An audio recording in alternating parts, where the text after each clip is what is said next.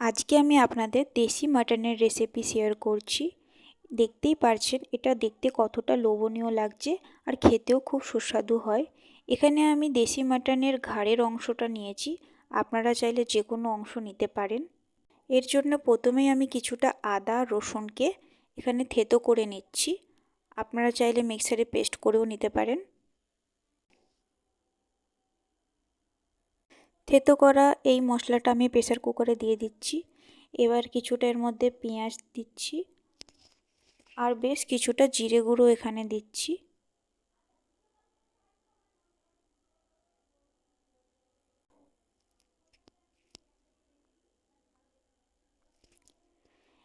এবার মাংসগুলোকে ধুয়ে আমি প্রেসার কুকারে দিয়ে দিচ্ছি।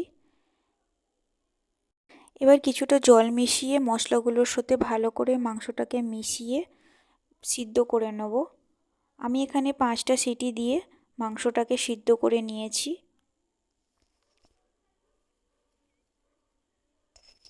দেখুন এখানে মাংসটা অর্ধেক সিদ্ধ হয়ে গেছে।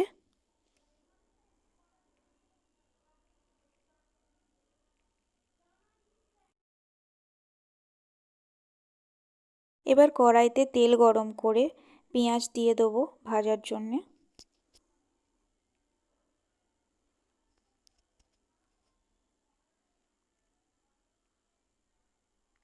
পেঁয়াজগুলো যখন একটু ভাজা ভাজা হয়ে আসবে তখন আমি ওই সিদ্ধ করা মাংসগুলো এখানে আমি দিয়ে দেবো। আর সাথেই একটা পেস্ট করা মশলা আমি দিয়ে দিচ্ছি। এর মধ্যে কিছুটা আদা রসুন শুকনো লঙ্কা টমেটো হলুদ জিরে গুঁড়ো তেজপাতা গরম মশলা গুঁড়ো মেশানো আছে। আর এখানে আমি আন্দাজ মতো নুন দিচ্ছি। নুনটা কিন্তু আমি যে মশলাটা মেশালাম সেই পেস্টের মধ্যে আগে থেকে দেওয়া ছিল, তাই এখানে আমি অল্প একটু নুন দিলাম। নুনটা আপনারা আপনাদের স্বাদ অনুযায়ী দেবেন।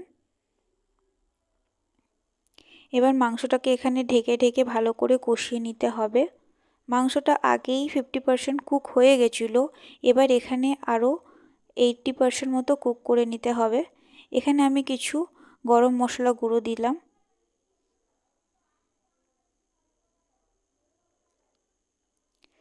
ভালো করে দেখতেই পাচ্ছেন এখানে কিরকম কষা কষা হয়ে এসছে।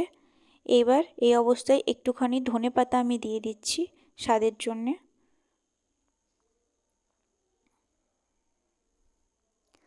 আমি এই মাংসতে আলু দিচ্ছি, আপনারা চাইলে নাও দিতে পারেন। আমি আলুটাকে আগে থেকে ভাজিনি, এই অবস্থাতেই আমি এখানে আলু দিয়ে দিচ্ছি।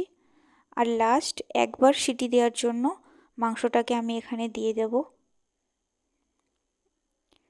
সামান্য জল মিশিয়ে আমি একটা সিটি দিয়ে দিয়েছি। দেখুন কত সুন্দর হয়েছে দেখতে। মাংসটা খেতে কিন্তু খুবই ভালো হয়, আপনারা অবশ্যই ঘরে ট্রাই করে দেখবেন। আশা করি আপনাদের ভালো লাগবে। ধন্যবাদ।